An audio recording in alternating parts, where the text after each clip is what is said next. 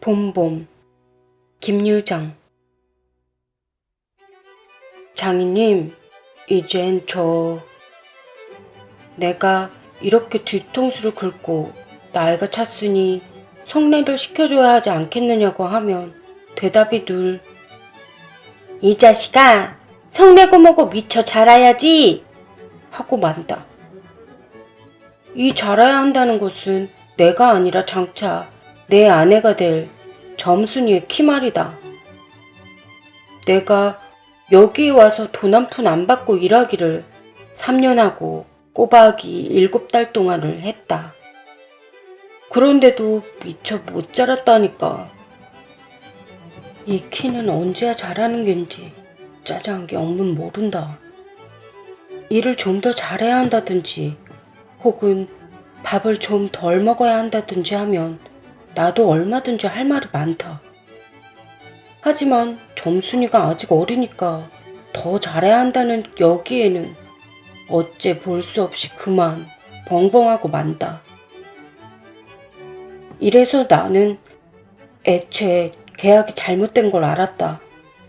이태면 이태, 3년이면 3년, 기한을 딱 작정하고 일을 했어야 원할 것이다.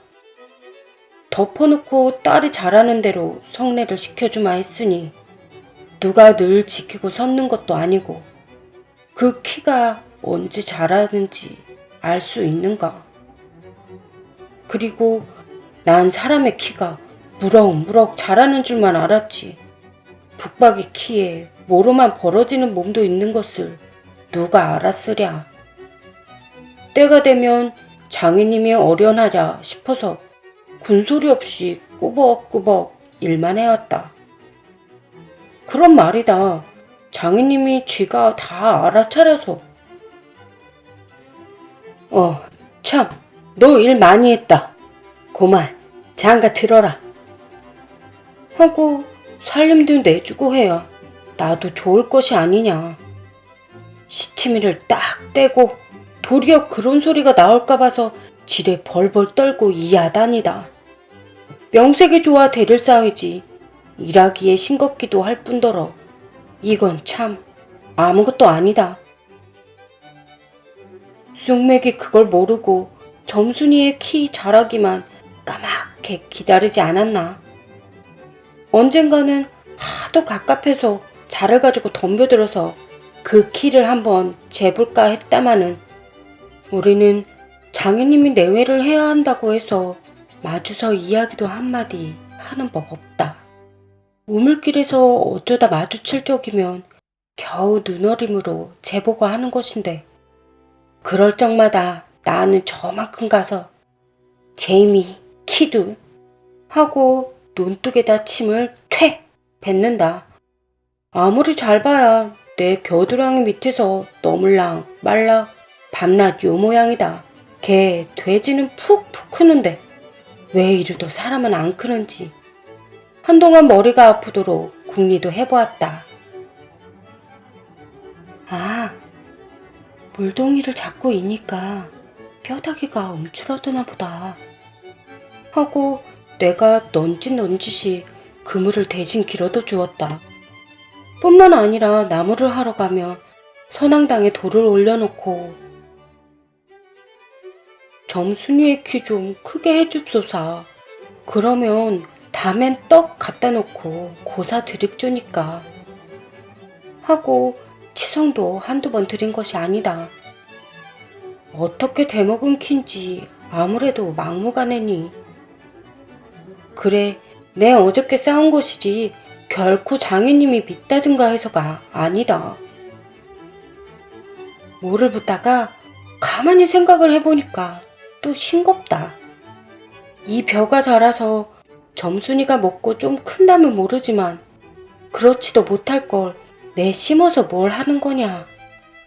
해마다 앞으로 축 붉어지는 장인님의 아랫배를 불리기 위하여 심곤 조금도 쉽지 않다. 아이쿠 배야. 난 물 붓다 말고 배를 쓰다듬으면서 그대로 논뚝으로 기어 올랐다. 그리고 겨드랑이에 꼈던 벼 담긴 키를 그냥 땅바닥에 털썩 떨어치며 나도 털썩 주저앉았다. 일이 암만 바빠도 나 배 아프면 고만이니까. 아픈 사람이 누가 일을 하느냐. 파릇파릇 돋아오른 풀 한 숲을 뜯어들고 다리에 거머리를 쓱쓱 문대며 장인님의 얼굴을 쳐다보았다. 가운데서 장인님이 이상한 눈을 해가지고 한참을 날 노려보더니 너 이 자식 왜 또 이래 응? 배가 좀 아파서요 하고 풀 위에 슬며시 쓰러지니까 장인님은 약이 올랐다. 저도 논에서 철벙철벙 둑으로 올라오더니 잡은 참 내 멱살을 움켜잡고 뺨을 치는 것이 아닌가. 이 자식아, 일하다 말면 누굴 망해놓을 속셈이냐? 이 대가리를 까놓을 자식. 우리 장인님은 약이 오르면 이렇게 손버릇이 아주 못됐다. 또 사위에게 이 자식 저 자식 하는 이놈의 장인님은 어디 있느냐. 오죽해야 우리 동리에서 누굴 물러나고 그에게 욕을 안 먹은 사람은 명이 짜르다 한다. 조그만 아이들까지도 그를 돌아 세놓고 욕피리 하고 손가락질을 할 만치 두루 인심을 잃었다. 허나 인심을 정말 잃었다면 욕보다 읍에 대참목된 마름으로 더 잃었다. 보니 마름이란 욕 잘하고 사람 잘 치고 그리고 생김생기길 호박 개 같아야 쓰는 거지만 장인님의 외양에 똑 됐다. 장인께 닭 한 마리나 좀 보내지 않는다든가 애벌 논 때 품을 좀 안 준다든가 하면 그의 가을에는 영락없이 땅이 뚝뚝 떨어진다. 그러면 미리부터 돈도 먹고 술도 먹이고 안달 재진으로 돌아치던 놈이 그 땅을 슬쩍 돌라 앉는다. 이 바람에 장인님 외양간에는 눈깔 커다란 황소한 놈이 절로 엉금엉금 기어들고 동리 사람들은 그 욕을 다 먹어가면서도 그래도 굽신굽신 하는 게 아닌가. 그러나 내겐 장인님이 감히 큰소리할 캐제가 못 된다. 뒷생각은 못하고 뺨 한 개를 딱 때려놓고는 장인님은 무색해서 덤덤히 쓴 침만 삼킨다. 난 그 속을 퍽 잘한다. 조금 있으면 갈도 꺾어야 하고 모도 내야 하고 한창 바쁜 때인데 나 일 안 하고 우리 집으로 그냥 가면 고만이니까. 작년 이맘때도 트집을 좀 하니까 늦잠 잔다고 돌멩이를 집어 던져서 자는 놈의 발목을 삐게 해놨다. 사날씩이나 건승 끙끙 앓았더니 종당에는 거반 물상이 되지 않았는가. 예, 그만 일어나 일 좀 해라. 그래야 올 가을에 벼 잘 되면 너 장가들지 않니? 그래 귀가 번쩍 뛰어서 그날로 일어나서 남이 이틀 품들을 논을 혼자 삶아 놓으니까 장인님도 눈깔이 커다랗게 놀랐다. 그럼 정말로 가을에 와서 혼인을 시켜줘야 온 경우가 옳지 않겠나. 벼썸을 척척 들여쌓아도 다른 소리는 없고 물동이를 이고 들어오는 점순이를 담배통으로 가리키며 이 자식아 삐쳐 커야지. 저걸 무슨 혼인을 한다고 그러니 원 하고 남 낯짝만 붉게 해주고 고만이다. 골김에 그저 이놈의 장인님 하고 대돌에다 메꽂고 우리 고향으로 내뺄까 하다가 꾹꾹 참고 말았다. 참말이지 난 이 꼴하고는 집으로 차마 못 간다. 장가를 들러갔다가 오죽 못났어야 그대로 쫓겨왔느냐고 손가락질을 받을 테니까. 논둑에서 벌떡 일어나 한풀 죽은 장인님 앞으로 다가서며 난 갈테유. 그동안 사경 쳐내슈. 뭐? 너 사위로 왔지? 어디 머슴 살러 왔니? 그러면 얼찐 속내를 해줘야 안 하지요. 밤낮 부려만 먹고 해준다. 글쎄, 내가 안 하는 거냐? 그년이 안 크니까. 하고 얼음 담배만 담으면서 늘 하는 소리를 또 늘어놓는다. 이렇게 따져나가면 언제든지 늘 나만 미치고 만다. 이번엔 안 된다 하고 대뜸 구장님한테로 판단 가자고 소매자락을 내끌었다. 아, 이 자식아! 왜 이래, 어른은! 안 간다고 뻗디디고 이렇게 호령은 제 마음대로 하지만 장인님 제가 내 기운은 못 당한다. 막 부려놓고 딸은 안 주고 개다 땅땅 치는 건 다 뭐야. 그러나 내 사실 참 장인님이 미워서 그런 것은 아니다. 그 전날 왜 내가 쇠곡에 맞은 봉우리 화전밭을 혼자 갈고 있지 않았느냐. 밭 가생이로 돌 적마다 야릇야릇한 콧내가 물컥물컥 코를 찌르고 머리 위에서 벌들은 가끔 붕붕 소리를 친다. 바위 틈에서 샘물 소리밖에 안 들리는 산골짜기니까 맑은 하늘의 봄볕은 이불 속같이 따스하고 꼭 꿈꾸는 것 같다. 나는 몸이 나른하고 병이 나려고 그러는지 가슴이 울렁울렁하고 이랬다. 이러이 말이 만 이렇게 노래를 하며 소를 부리면 여느 때 같으면 어깨가 으쓱으쓱하다. 웬일인지 밭 반도 갈지 않아서 온몸에 맥이 풀리고 대고 짜증만 난다.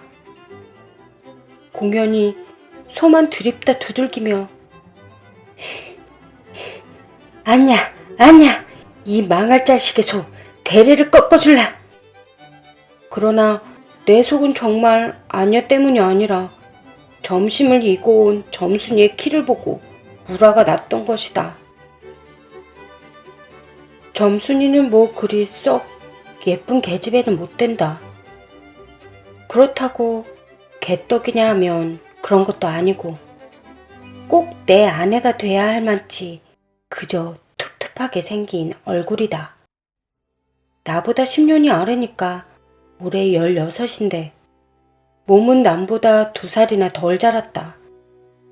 남은 잘도 훤칠해도 크건만 이건 위아래가 뭉툭한 것이 내 눈에는 헐없이 감참해 같다. 참외 중에는 감참외가 제일 맛 좋고 예쁘니까 말이다. 둥글고 커다란 눈은 서글서글하니 좋고 좀 지쳐 찢어졌지만 입은 밥술이나 톡톡히 먹음직하니 좋다. 어떠 밥만 많이 먹게 되면 팔자는 고만 아니냐.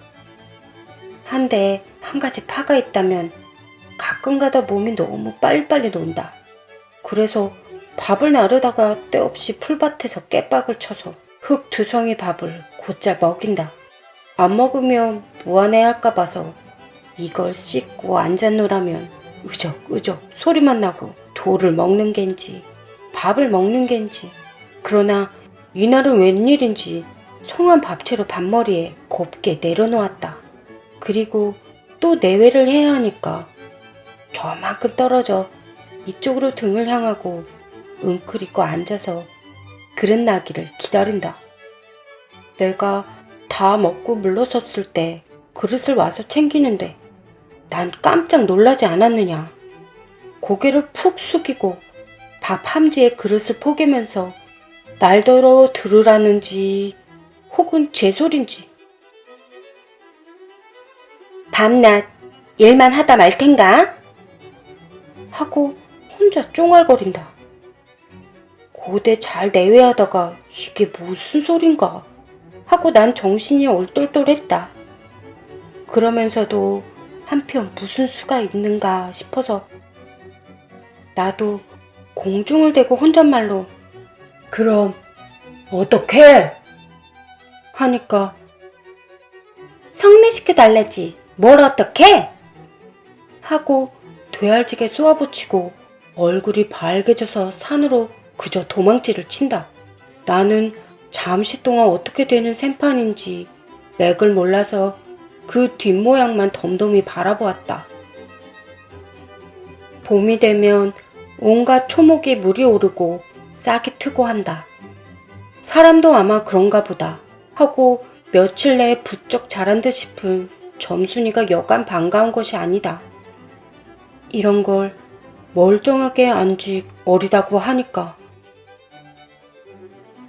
우리가 구장님을 찾아갔을 때 그는 쌀이문 밖에 있는 돼지 우리에서 죽을 퍼주고 있었다. 서울을 좀 갔다 오더니 사람은 점잖아야 한다고 웃샘이 양쪽으로 뾰족히 뻗치고 그걸 에헴 하고 늘 쓰다듬는 손버릇이 있다. 우리를 멀뚱히 쳐다보고 미리 알아챘는지 왜 일들 허다 말고 그래? 하더니 손을 올려서 그 에헴을 한번 후딱 했다. 구장님, 우리 장인님과 추미애 계약하기를. 먼저 덤비는 장인님을 뒤다 떠다밀고 내가 허둥지둥 달려들다가 가만히 생각하고 아니, 우리 빙장님과 추미애 하고 첫 번부터 다시 말을 고쳤다. 장인님은 빙장님 해야 좋아하고 밖에 나와서 장인님 하면 괜스레 고를 내려든다. 뱀도 뱀이래야 좋으냐고. 창피스러우니 남 듣는 데는 제발 빙장님, 빙모님 하라고. 일상 말조짐을 받아오면서 난 그것도 자꾸 잊는다.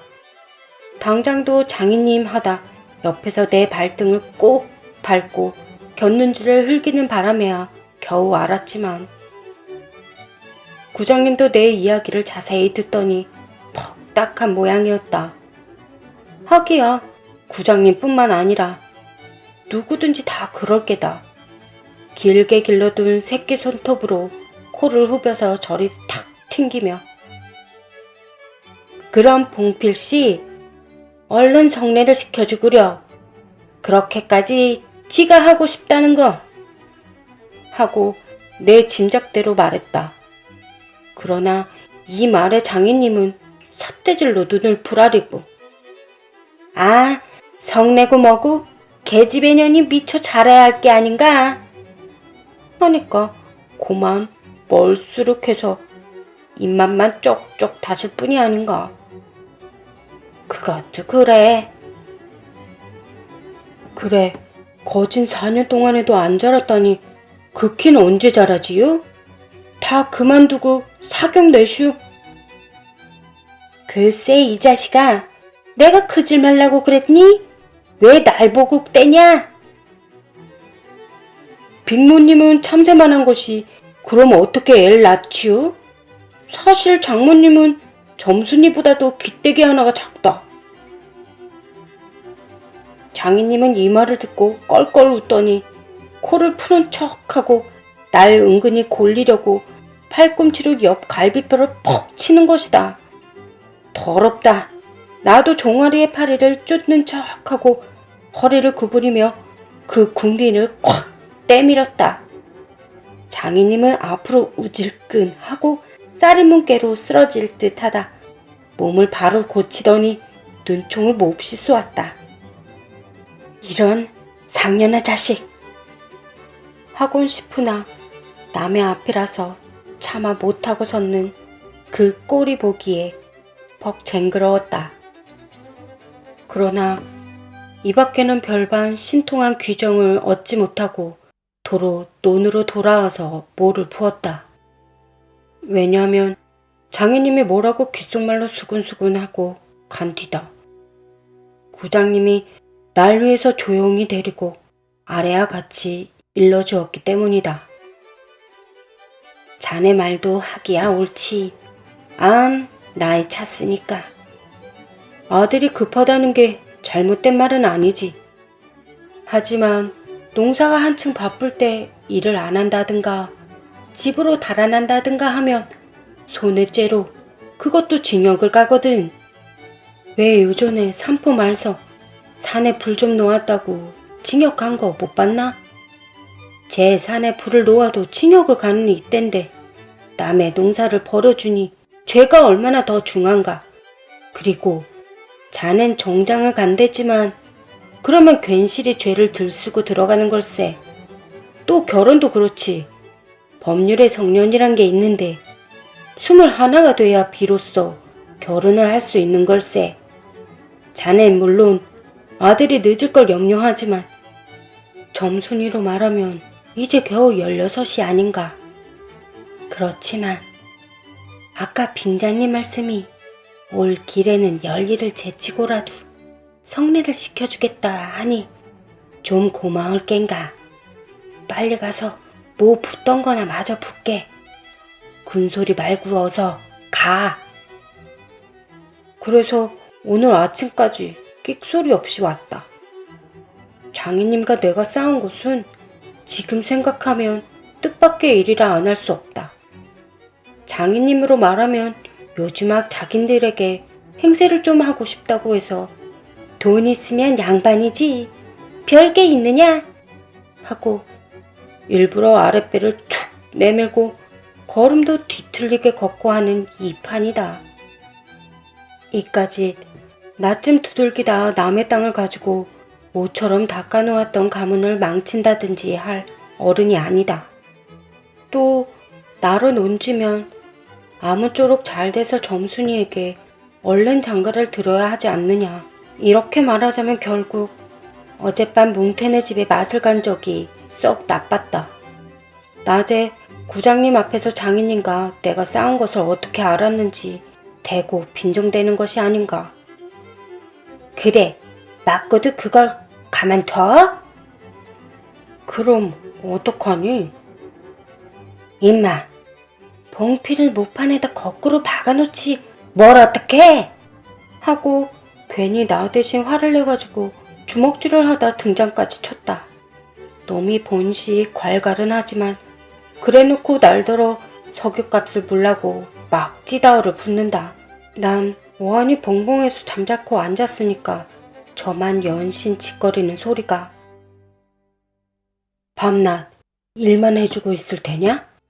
영득이니 1년을 살고도 장갈 들었는데 넌 4년이나 살고도 더 살아야 해?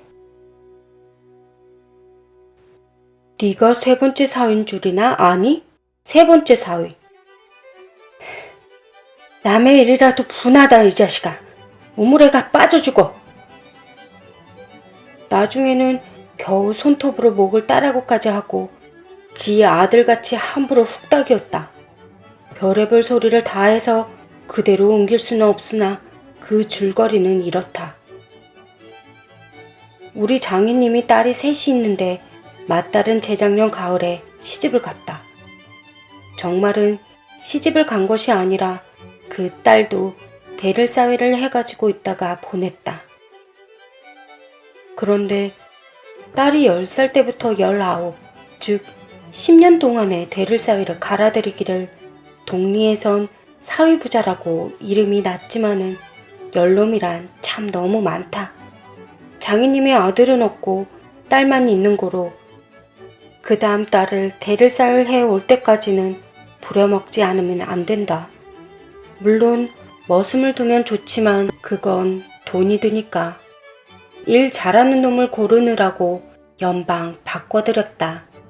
또 한편 놈들이 욕만 줄창 퍼붓고 심의도 부려먹으니까 배리상에서 달아나기도 했겠지. 점순이는 둘째 딸인데 내가 일테면 그 세 번째 대릴사회로 들어온 셈이다. 내 다음으로 네 번째 놈이 들어올 것을 내가 일도 참 잘하고 그리고 사람이 좀 어수룩하니까 장인님이 잔뜩 붙들고 놓질 않는다. 셋째 딸이 이제 6살, 적어도 10살은 돼야 대를사회를 할 테이므로 그동안은 죽도록 부려먹어야 된다.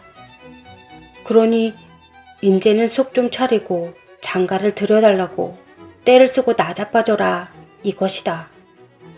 나는 건성으로 엉 하며 귀퉁으로 들었다. 뭉태는 땅을 얻어붙이다가 떨어진 뒤로는 장인님만 보면 공연히 못 먹어서 으르렁거린다. 그것도 장인님이 져달라고 할 적에 제 집에서 위한다는 그 감투를 선뜻 주었더라면 그럴 리도 없었던 걸. 그러나 나는 뭉태란 놈의 말을 전수에 고지 듣지 않았다. 꼭 고지 들었다면 간밤에 와서 장인님과 싸웠지 무사히 있었을 리가 없지 않은가. 그러면 딸에게까지 인심을 잃은 장인님이 나빴다. 실토이지. 나는 점순이가 아침상을 가지고 나올 때까지는 오늘은 또 얼마나 밥을 담았나 하고 이것만 생각했다.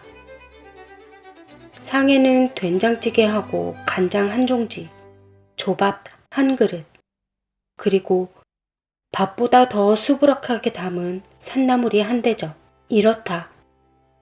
나물은 점순이가 틈틈이 해오니까 2대접이고 4대접이고 멋대로 먹어도 좋으나 밥은 장인님이 한 사발 외엔 더 주지 말라고 해서 안 된다. 그런데 점순이가 그 상을 내 앞에 내놓으며 제 말로 짓거리는 소리가 구장님한테 갔다 그냥 온담 그래? 하고 엊그제 산에서와 같이 되우 쫑알거린다. 나는 내가 더 단단히 덤비지 않고 만 것이 좀 어리석었다. 속으로 그랬다. 나도 저쪽 벽을 향하여 외면하면서 내 말로 안 된다는 걸 그럼 어떡한담? 하니까 쉔을 잡아채지 그냥 더? 이 바보야! 하고 또 얼굴이 빨개지면서 성을 내며 안으로 셀쭉하니 튀 들어가지 않느냐. 이때 아무도 본 사람이 없었기에 망정이지 보았다면 내 얼굴이 어미 잃은 황새 새끼처럼 가엾다 했을 것이다. 사실 이때만큼 슬펐던 일이 또 있었는지 모른다. 다른 사람은 암만 못생겼다 해도 괜찮지만 내 아내들 점순이가 병신으로 본다면 참 신세는 따분하다. 밥을 먹은 뒤 지게를 지고 일하러 가려 하다 도로 벗어던지고 바깥 마당 공석 위에 드러누워서 나는 차라리 죽느니만 같지 못하다 생각했다. 내가 일 안 하면 장인님 저는 나이가 먹어 못하고 결국 농사 못 지고 만다. 뒷짐으로 트림을 꿀꺽하고 대문 밖으로 나오다 날 보고서 이 자식아 너 왜 또 이러니? 관격이 났어요. 아이고 배야. 기껏 밥 처먹고 나서 무슨 관격이야? 남의 농사 벌어주면 이 자식아 징역 간다. 봐라. 가도 좋아요. 아이고 배야. 참말 난 일 안 해서 징역 가도 좋다 생각했다. 일 후 아들을 낳아도 그 앞에서 바보 이렇게 별명을 들을 테니까. 오늘은 열쪽이 난데도 결정을 내고 싶었다. 장인님이 일어나라고 해도 내가 안 일어나니까 눈에 독이 올라서 저편으로 힝하게 가더니 지게 막대기를 들고 왔다. 그리고 그걸로 내 허리를 마치 들떠 넘기듯이 쿡 찍어서 넘기고 했다.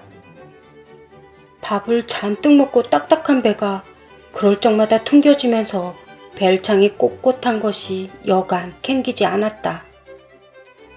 그래도 안 일어나니까 이번엔 배를 지게 막대기로 위에서 쿡쿡 찌르고 발길로 옆구리를 차고 했다. 장인님은 원체 심정이 굳어서 그렇지만 나도 저만 못지않게 배를 채웠다. 아픈 것을 눈을 꽉 감고 넌 해라 난 재미난 듯이 있었으나 볼기짜고 흘러갈길 적에는 나도 모르는 결에 벌떡 일어나서 그 수염을 잡아챘다마는 내 골이 난 것이 아니라 정말은 아까부터 부엌 뒤 울타리 구멍으로 점순이가 우리들의 꼴을 몰래 엿보고 있었기 때문이다. 가뜩이나 말 한마디 톡톡히 못한다고 바보라는데 매까지 잠자코 맞는 걸 보면 짜장 바보로 알 게 아닌가. 또 점순이도 미워하는 이까진 놈의 장인님 나하고는 아무것도 안 되니까 막 때려도 좋지만 사정 보아서 수염만 채고 저기까지 잘 들리도록 이걸 까셀라부다 하고 소리를 쳤다. 장인님은 더 약이 바짝 올라서 잡은 참지게 막대기로 내 어깨를 그냥 내리갈겼다. 정신이 다 아찔했다. 다시 고개를 들었을 때 그때엔 나도 온몸에 약이 올랐다.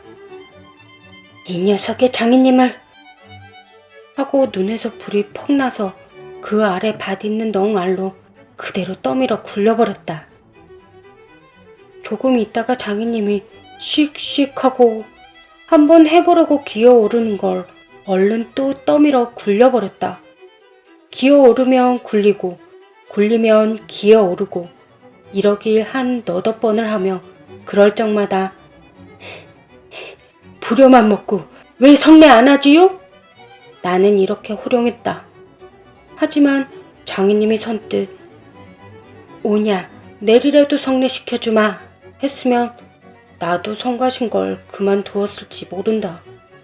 나야 이러면 때린 건 아니니까 나중에 장인 쳤다는 누명도 안 들을 터이니까 얼마든지 해도 좋다. 한 번은 장인님이 헐떡헐떡 기어서 올라오더니 내 바지가랑이를 요렇게 노리고선 단박 움켜잡고 매달렸다. 아! 소리를 치고 나는 그만 세상이 다 팽그르 도는 것이 빙장님! 빙장님! 빙장님! 이 자식! 잡아먹어라!